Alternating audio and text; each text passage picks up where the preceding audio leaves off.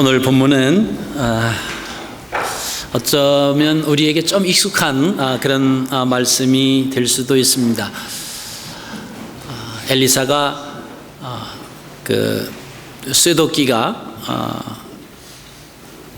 그 강물에 빠진 것을 그 나뭇가지를 던짐으로 인해서 그 도끼가 떠오르는, 아마 이것은 우리가 아마 산신령께서 나무꾼에게 이 도끼가 내 도끼냐라고 하는 그런, 아마 우리가 이솝 그 이야기가 있죠. 그 전래 동화가 있어서 아마 좀 익숙해 있는 그런 내용이라고 생각이 되어집니다.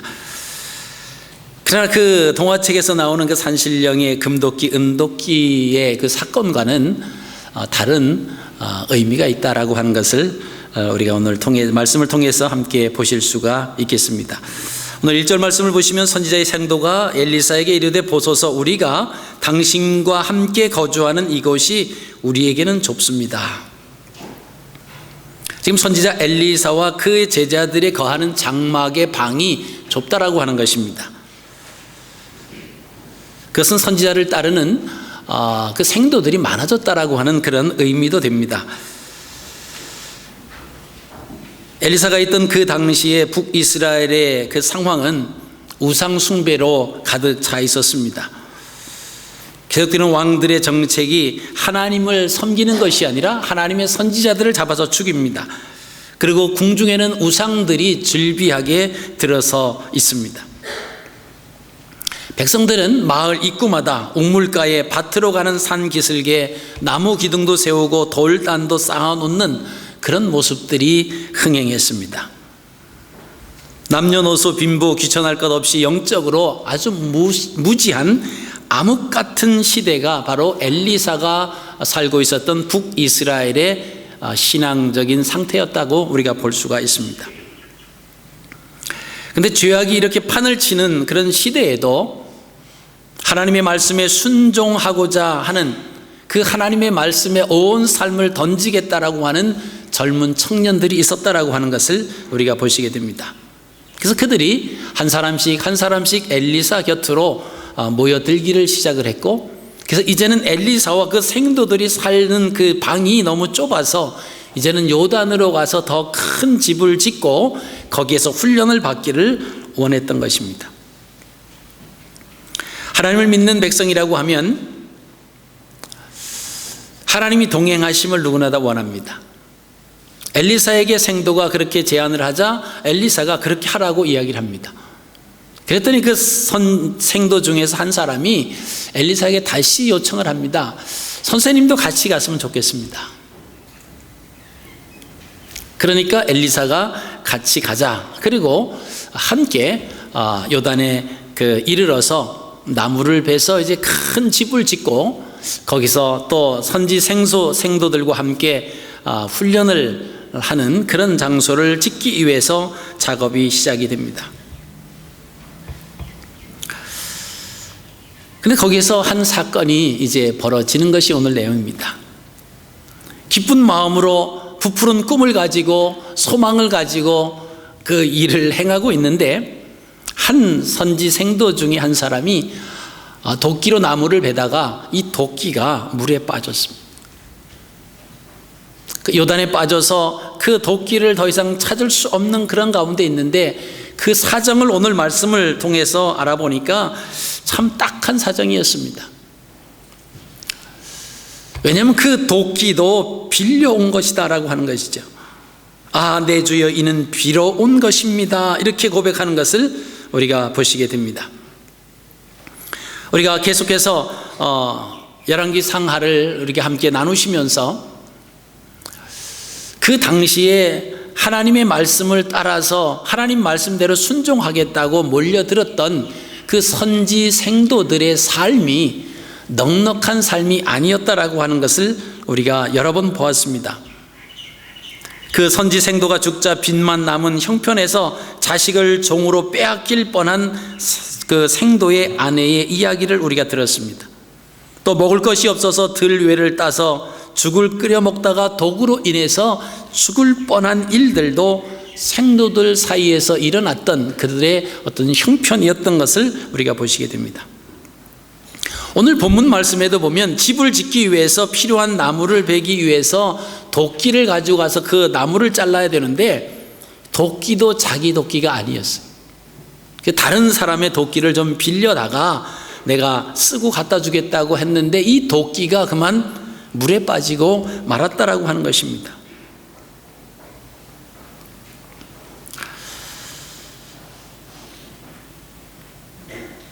이 도끼를 다시 찾을 수 없는 그런 상황, 더군다나 이 생도들이 그 도끼를 변상할 수 있는 능력도 없는 그런 딱한 처지에 놓여져 있습니다. 그가 고백하는 것은 한탄밖에 없습니다. 낙심밖에 없었다라고 하는 것입니다. 아, 내 주여, 이는 빌려온 것입니다. 자, 그 생도들이 엘리사와 함께 가기를 원했습니다. 왜 엘리사와 동행을 하기를 원했을까라고 하는 우리가 의문을 갖게 됩니다. 그동안 엘리사는 하나님의 선지자로서 수많은 이사와 기적을 행했습니다. 그래서 엘리사와 함께 있으면 무엇이든지 좋은 일만 일어날 것 같고, 불가능한 일이라도 그 일을 만난다라고 할지라도 이 선지자만 있으면 일이 잘 될 것 같은 그런 의미에서 같이 동행하기를 요청했던 것입니다. 일할 사람이 없으니까 엘리사도 함께 가서 나무를 베시다, 아니면 나무를 베서 그것을 함께 나릅시다, 그런 의미에서 함께 가자고 한 것이 아니었습니다. 자, 엘리사가 그들과 함께 한다라고 하는 것은 엘리사에게 함께 하셨던 하나님께서 그들과 함께 하신다라고 하는 의미도 됩니다. 오늘날 믿음을 가지고 있는 많은 하나님의 자녀들이 하나님 우리와 함께 주옵소서라고 하는 그런 마음을 갖죠. 그래서 하나님께서 늘 우리의 삶 가운데 함께 해 주시기를 원하는 거예요. 우리의 가정에도, 우리의 자녀들에게도, 또 우리가 행하는 그 직장과 사업장 위에도 하나님이 함께 해 주시기를 원하는 겁니다. 근데 왜 하나님이 함께 해 주시기를 원하냐라고 하는 그 질문을 우리가 한번 우리 스스로 해볼 필요가 있습니다. 근데 오늘 엘리사가 그 생도들과 함께 했음에도 불구하고 엘리사가 함께 있으면 모든 일들이 다 좋게만 될 줄로 생각을 했는데 엘리사가 있었음에도 불구하고 절망스러운 일이 일어났다라고 하는 것입니다. 다시 말씀을 드리면 하나님이 우리와 함께 해주시면 우리에게는 평탄대로가 펼쳐질 것이고 모든 일이 만사형통될 것처럼 우리가 생각을 했는데 하나님을 믿고 있는 그 가운데에서도 절망스러운 일은 일어난다라고 하는 사실을 우리가 부인할 수는 없습니다. 우리가 이 사실을 잊어버린다라고 하면 우리의 신앙은 공상 가운데, 허탄한 가운데 신앙생활을 할 수 있을 수밖에 없습니다.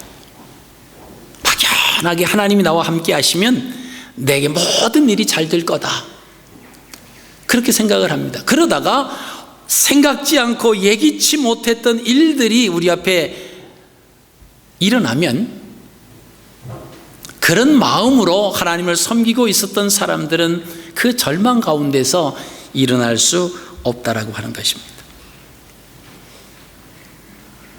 자, 오늘 첫 번째로 이 생도들이 엘리사에게 요단으로 함께 가고자 한 이유를 한번 우리가 생각을 해 보십시오.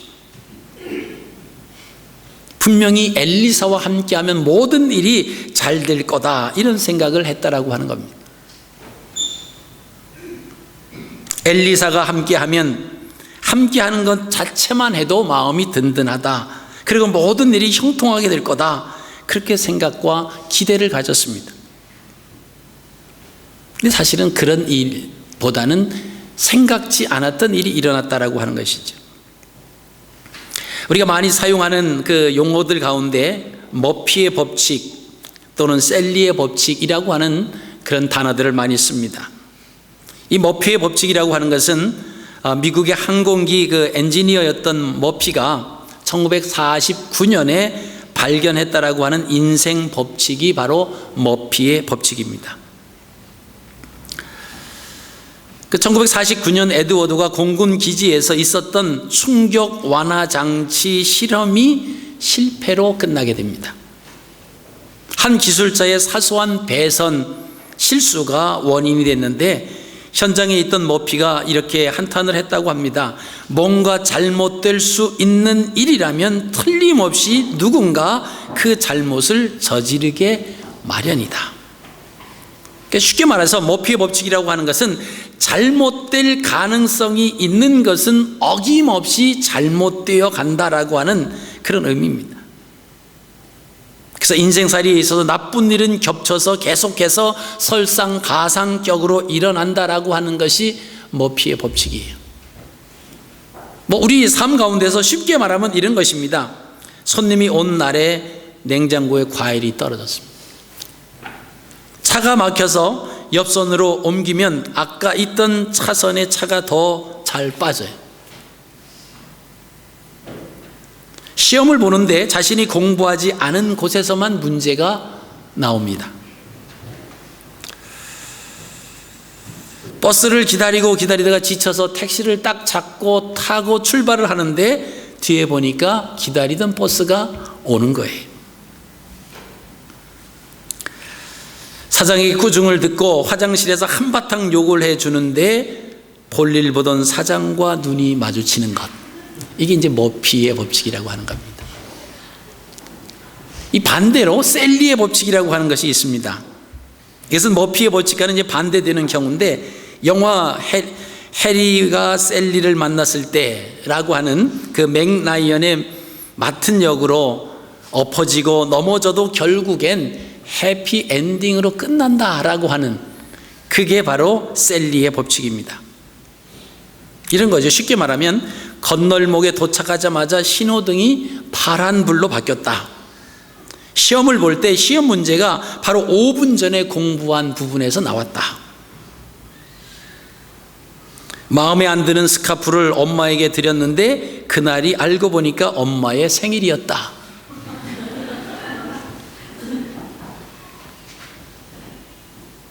우산을 안 가지고 나갔더니 평소 찍어둔 그녀가 우산을 씌워줬다. 이런 거예요.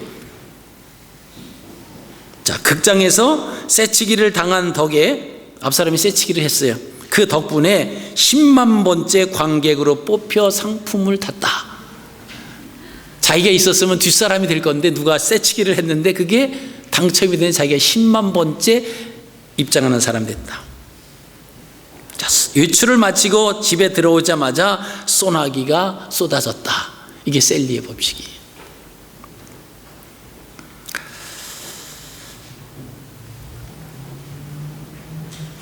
내가 타려던 버스가 오는데 지갑에 10,000원권밖에 없었다. 이건 머피의 법칙입니다.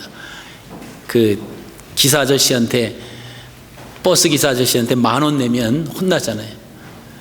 우리 민병호 집사님한테 딱 하시는데 100불짜리 딱 내면서 거슬려 주세요 그러면 민병호 집사님은 마음이 좋으셔서 다 그냥 타세요 그럴지도 몰라요. 근데 화내죠. 근데 지갑을 딱 뒤져봤더니 남아있는 승차권 한 장이 발견됐대. 이게 셀리의 법칙이에요. 왜 제가 머피의 법칙과 셀리의 법칙을 인용해서 말씀을 드리냐 하면, 우리의 신앙생활이 그럴 수 있다라고 하는 겁니다. 우리는 좋은 일만, 셀리의 법칙만 일어나기를 원하는 거예요. 그래서 하나님이 우리와 함께 해주시면 좋겠고, 그리고 이사를 가면 예배를 드리는 거예요. 가정 예배, 이사 예배를 드리면 하나님이 이거 보시고 복 내려 주실 것이고, 그런 말입니다. 여러분, 이스라엘 백성들이 엘리 제사장 시절에 블레셋과 싸움이 있었습니다. 근데 그 싸움에서 이스라엘 백성들이 자꾸 밀리는 거예요. 사람들이 생각을 합니다. 왜 우리가 블레셋에게 자꾸 이렇게 밀리고 싸움에 지려고 하는 이런 추세가 계속되는가 생각을 해봤더니, 매번 전쟁 때마다 하나님께서 그들에게 주신 법궤를 앞세우고 나갔는데 그날따라 그 싸움에 그 하나님의 법궤를 가지고 나오지 않았습니다. 그래서 부랴부랴 가서 실로에 있는, 엘리 제사장에 있는 그 실로에서 하나님의 법궤를 가지고 이 진으로 옵니다. 오면서 사람들이 막 소리를 치고 난리 법석을 치는 거, 이제는 됐다라고 하는 거예요. 이제는 하나님의 법궤가 우리에게 오니까 춤추며 난리치면서 막 함성을 질렀습니다. 적군에서 있던 블레셋 사람들이 이 무슨 일이냐, 계속 밀리고 있던 이 이스라엘이 기가 죽어 있더니 왜 저렇게 함성을 지르고 왜 저렇게 환호하느냐, 정탐꾼을 시켜서 알아봤더니 하나님의 법궤가 그들 진중으로 들어오고 있다라고 하는 보고를 받습니다. 블레셋 사람들도 하나님, 이스라엘의 하나님께서 그들과 함께 하시면 모든 전쟁에서 승리한다라고 하는 것을 알고 있었습니다. 그래서 그들이 마음이 간담이 서늘해집니다. 이제 우리 큰일 났다, 우리는 이제 졌구나. 그런데 이미 싸움이 벌어졌습니다. 그때 블레셋 사람의 장수가 그렇게 외칩니다. 이미 싸움 벌어졌으니까 우리가 최선을 다해서 싸우자. 그래도 근데 그 싸움에서 블레셋 나라가 전쟁에 승리를 합니다. 그리고 하나님의 법궤는 블레셋 사람들에게 의해서 빼앗겨 버려요. 그리고 다윗 시대가 돼서 그때서 다시 이스라엘 왕궁으로 하나님의 법궤가 돌아오는 역사가 일어난 것을 우리가 보시게 됩니다. 그러면 하나님의 법궤가 이스라엘 백성들과 함께 전쟁에 나가면 나갈 때마다 승리를 했는데, 왜 이때 블레셋 사람들과 전쟁을 했던 그 아벡 전투에서는 왜 이스라엘 백성들이 패할 수밖에 없었을까요? 이스라엘 백성들은 셀리의 법칙을 가지고 있었던 거예요. 하나님의 법궤만 있으면 승리한다라고 하는 마음이, 하나님을 의지해서 하나님의 역사하시고 하나님이 우리를 도와주심으로 말미암아서 우리가 이 전쟁이 하나님께 속해 있는 전쟁이기 때문에 우리는 승리할 수밖에 없다. 우리의 승리가 아니라 하나님의 승리죠. 그런데 이스라엘 백성들은 지금 법궤가 없어서 우리가 지는구나, 법궤를 갖다가 놓으면 우리는 무조건 이긴다라고 하는 그런 막연한 생각을 가지고 있다가 전쟁에서 패합니다. 그리고 엘리 제사장도 죽고 그 두 아들도 그 전쟁으로 인해서 죽고 맙니다.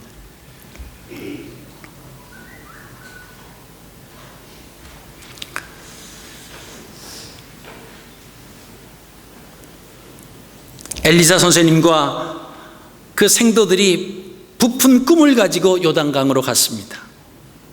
장막터를 넓히기 위해서 나무를 자르기 시작합니다. 일이 잘 되어가고 있었습니다. 그들의 입가에는 휘바람을 불면서 그들은 콧노래를 부르면서 나무를 열심히 자르고 있습니다. 그런데 여기 문제가 발생을 합니다. 전혀 생각하지도 못한 사건이 벌어졌습니다. 그것이 바로 나무를 자르던 도끼가 이 자루에서 빠져서 물속에 풍덩 빠져버렸다라고 하는 것이죠. 근데 그 깊이가 너무 깊어서 얕으면 그 사람이 얼른 가서 주워왔겠죠. 깊어서 이 쇠도끼가 물속에 빠져버렸다라고 하는 것입니다. 그들의 입가에 휘바람은 사라지고 콧노래도 사라지고 절망이 찾아왔습니다. 여러분, 우리의 인생에서 휘바람이 사라지고 콧노래가 사라지고 절망이 찾아올 수 있다라고 하는 거예요. 일이 잘 되어가는 것 같았는데 절망적인 사건 앞에 놓여 있는 분들은 계시지 않습니까? 하나님께서 두 번째로 우리로 하여금 절망에 빠지게 하는 이유가 있습니다. 엘리사가 함께 했음에도 불구하고 탄식과 절망의 상황은 발생한다라고 하는 것을 우리 인생에 있어서 깊이 생각을 하셔야만 됩니다. 하나님이 함께 하심에도 불구하고 절망과 탄식의 상황은 얼마든지 발생할 수 있다라고 하는 것입니다. 중요한 것은 하나님께서 왜 자기 백성을 절망 가운데, 탄식 가운데 그런 상황으로 이끌어 가실까라고 하는 것입니다.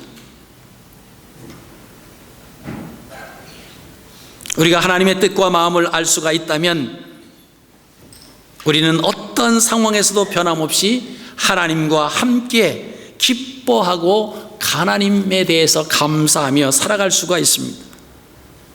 오늘 6절 7절 말씀 보시면 하나님의 사람이 이르되 어디 빠졌느냐 하매 그곳을 보이는지라 엘리사가 나뭇가지를 베어 물에 던져 쇠도끼를 떠오르게 하고 이르되 그것을 집으라 하니 손을 내밀어서 그것을 집었다 그랬습니다.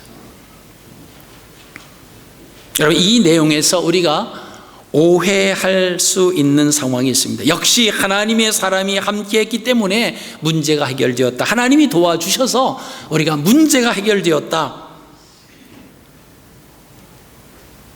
만약 그렇게 우리가 해석한다라고 하면 우리의 신앙은 너무나 아직은 어린 거예요. 그러면 이 본문을 우리가 어떻게 생각을 해야 됩니까? 도끼가 물에 빠진다라고 하는 것은 그 생도에게는 절망적인 상황이 벌어진 것입니다.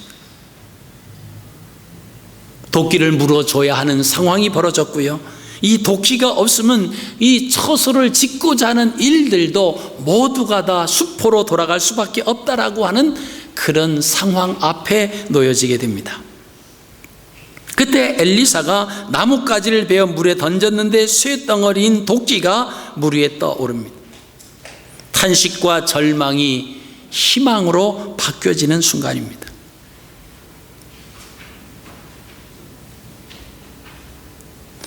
도끼를 물에 빠뜨린 그 생도가 도끼 하나로 인해서 탄식하고 절망을 경험을 합니다. 만약에 이 생도가 도끼가 그 물에 빠지지 않았다라고 하면 하나님의 자비하심과 하나님의 사랑과 하나님의 도우심을 경험하지 못한다라고 하는 것입니다. 도끼가 빠졌기 때문에 좌절하고 절망하는 그 가운데서 하나님의 역사하심과 도우심으로 말미암아서 그 도끼를 다시 찾을 수 있다라고 하는 것은 자기 힘으로 살아갈 수 없다라고 하는 세상, 자기 계획대로 살아가는 것이 아니다라고 하는 그 하나님의 놀라운 은혜와 하나님의 사랑, 하나님의 도우심을 잊지 말아야 된다라고 하는 사실을 경험하게 되는 것입니다. 여러분, 우리의 삶 속에서 때로는 탄식과 절망을 경험하지 못하고 모든 일들이 다 잘 된다 이렇게 생각을 한다라고 하면 우리는 하나님을 더 많이 의지하고 하나님께 더 감격하고 그렇게 살 것처럼 보이지만 사실은 그렇지 않습니다. 내가 잘나서 내가 능력이 있어서 뭔가 자격이 있어서 모든 일이 잘 풀려지는 것처럼 그렇게 생각하며 착각하며 살아갈 수밖에 없다라고 하는 것입니다.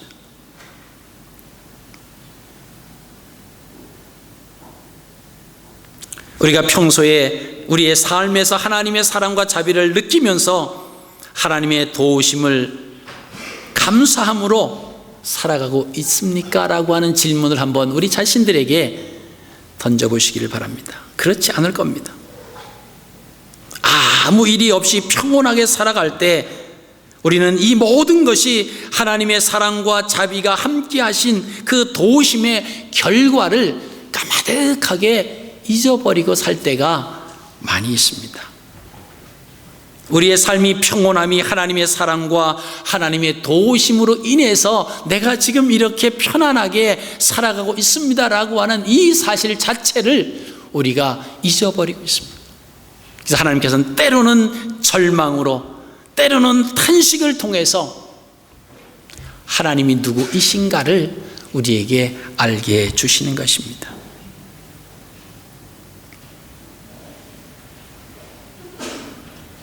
생도들은 좁은 환경, 생활에 좀 불편한 환경을 벗어나고 싶었습니다. 그래서 요단으로 가서 처소를 짓자고 했습니다. 바로 이것이 오늘날 우리가 추구하는 그런 모습일 수도 있습니다. 우리가 지금 처해져 있는 이 환경과 우리가 살아가는 이 가운데서 하나님 앞에 감사하기보다는 이것이 불편하다라고 하는 거예요. 그래서 좀 더 나은 곳으로, 좀 더 좋은 그런 환경으로 우리가 살아가기를 추구하는 거지. 하나님의 도우심으로 우리가 살아가기를 원합니다. 좁은 환경에서 벗어나고 싶어서 처소를 짓고자 했던 생도들에게 하나님의 사랑과 자비하심과 도우심으로 살아간다라고 하는 감사는 없었습니다. 이러한 생도들에게 하나님의 사랑과 자비하심을 알기 위해서 그들에게 필요한 것이 있다라고 하면 절망이었다라고 하는 것입니다. 우리가 하나님 집을 짓겠습니다, 도와주십시오, 이렇게 강구한다라고 하는 것은 이것은 종교에서 나오는 말입니다. 그러나 하나님의 크신 사랑과 자비하심을 알게 해 주시옵소서, 이것은 신앙이에요. 우리는 종교와 신앙 사이에서 우리는 종교에 치우칠 때가 많이 있다라고 하는 거예요. 우리가 무엇을 하니까 하나님 도와주십시오. 마치 깡통 로봇과 같은 하나님을 우리가 모시고 있다라고 하는 거예요. 내가 원하면 도깨비 방망이처럼 뚝딱 하면 이루어지는 모든 것을 들어주시는 그 하나님은 좋으신 하나님. 그 하나님은 내게 없어서는 안 될 하나님입니다.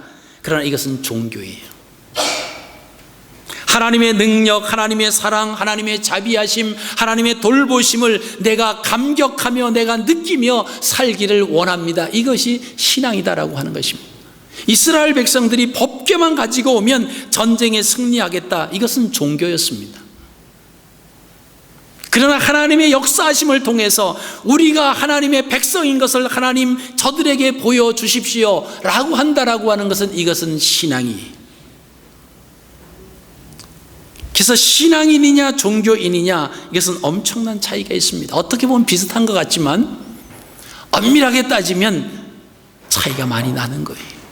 우리가 종교적인 모습, 종교적인 형태는 취할 수 있습니다.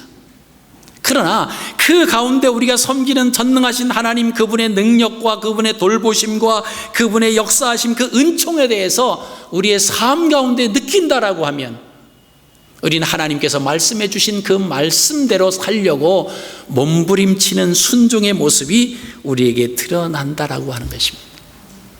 그것이 없다라고 하면 우리는 종교인이에요. 때가 되면 교회 나가서 예배에 참석합니다. 오늘 여러분 주님 앞에 나오셔서 하나님 앞에 찬양을 드렸습니다.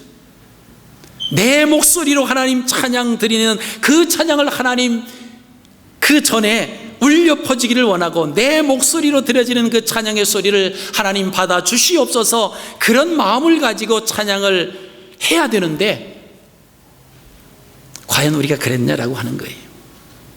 어떤 분들은 함께 찬양하는데 입도 뻥끗 안 하는 분들도 있어요. 가만히 서서 멀뚱멀뚱 앉아 있으면 눈에 다 띄니까 일어서서 입도 벌리지 않고 가만히 있는 사람들을 여러분 여기서 쉽게 봅니다. 이게 하나님 앞에 우리가 찬양을 드리는 건가요?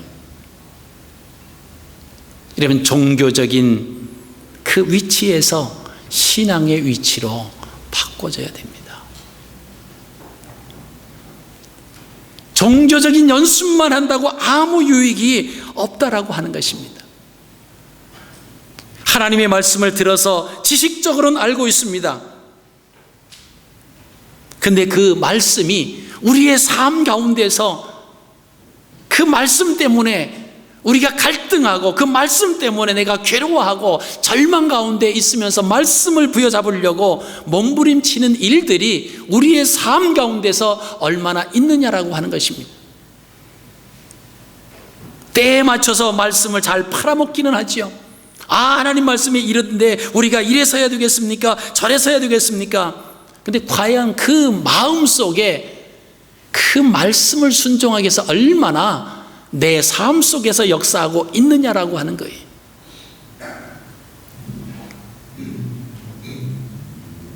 그것이 바뀌어지지 않으면 우리는 종교인으로 끝날 수밖에 없다라고 하는 거예요.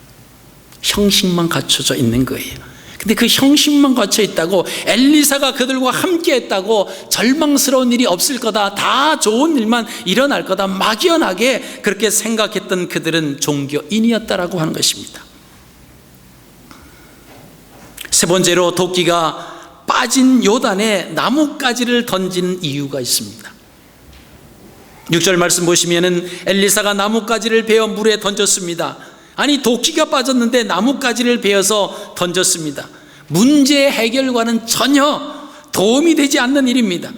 오히려 도끼를 보는데 눈으로 보일다라고 하면 보이지도 못하게 나뭇가지를 던져버리니까 오히려 방해 요소만 될 것 같은 것으로 보일 수가 있습니다. 그러나 그 나무에는 의미가 있습니다. 엘리사 선지자가 물에 던진 나무까지는 분명히 800년 후에 이 땅에 오셔서 인류를 위해서 예수님이 지신 십자가를 의미하는 것입니다.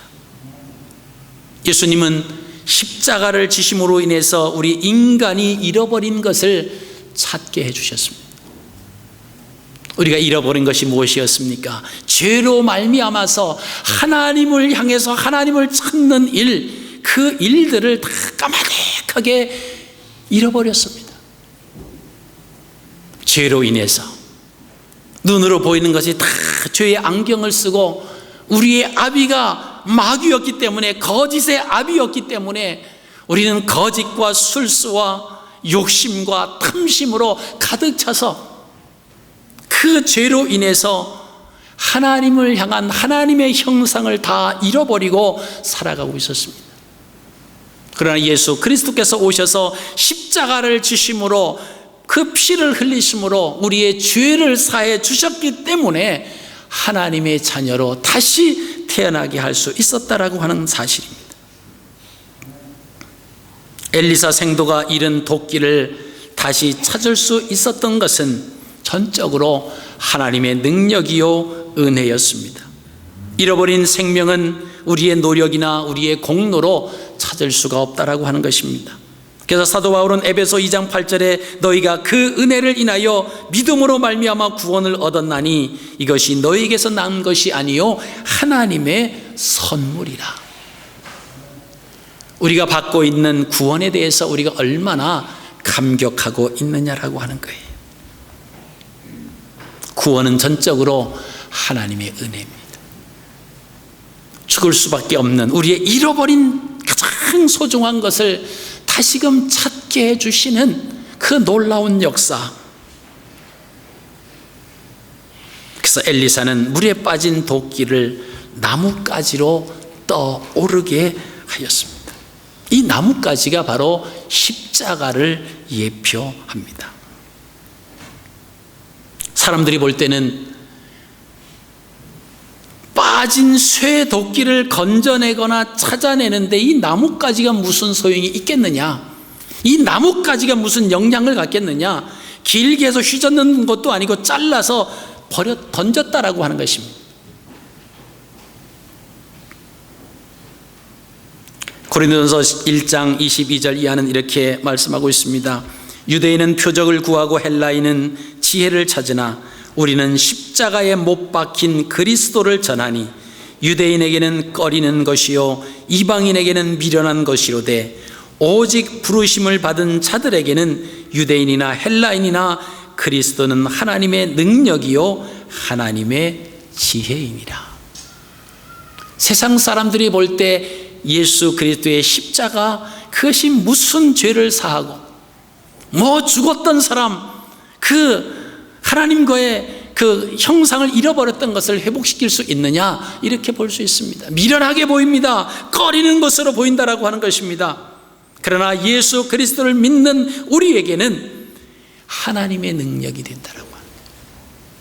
우리가 하나님께 나갈 수 있는 놀라운 그 길이 바로 십자가의 길이다라고 하는 사실입니다.